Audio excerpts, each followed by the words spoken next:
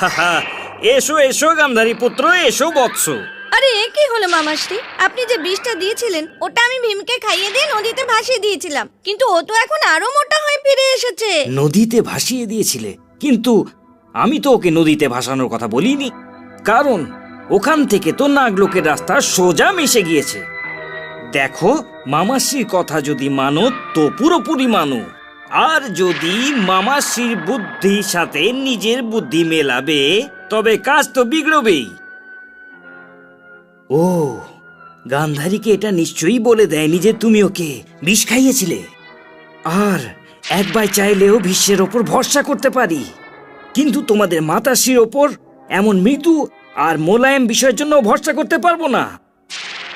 কখনো কখনো আমার ওর সততার জন্য বড়ই ভয় লাগে। এখনো পর্যন্ত তো ও কাউকে কিছু বলেনি। কাউকে যখন বলেনি, তার মানে ওকে কেউ না কেউ অবশ্যই বুঝিয়েছে যেন ও চুপ করে থাকে। দুর্যোধন, দুঃশাসন, এখন তো অত্যন্ত সাবধান হবার প্রয়োজন আছে, কারণ এখন তো পাতাও একটু নড়ে উঠলেই ঝড় উঠবে।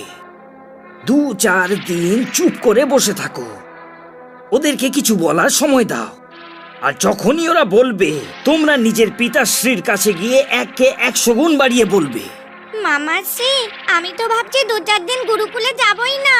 ব্যাস, এই ভুলটা করো না, কারণ যদি ওরা এটা দেখানোর চেষ্টা করছে যে কিছু হয়নি,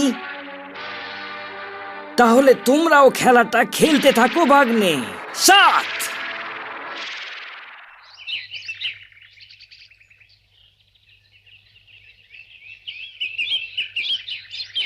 আমগুলো মিষ্টি মনে হচ্ছে, কিন্তু এই আমগুলোর জন্য তো গাছে চড়তে হবে। আরে দুর্যোধন, অনেক দিন হয়ে গেল, তুমি কিন্তু ক্ষীর খাওনি। আমার তোমার সাথে কথা বলার সময় নেই, আমরা আম খাওয়ার জন্য যাচ্ছি। আরে গাছের ওপর চড়ার আগে আমার পিঠ তো চুলকে দাও। আমরা তোমার দাস নই, চলো দুঃশাসন।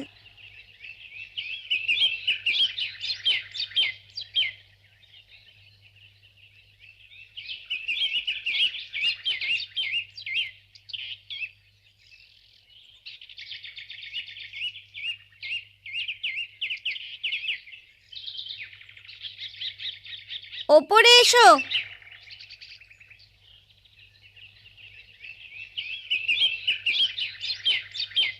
আরে আমার পিঠটা চুলকে দিতে তো ভালোই হতো প্রিয় দুর্যোধন।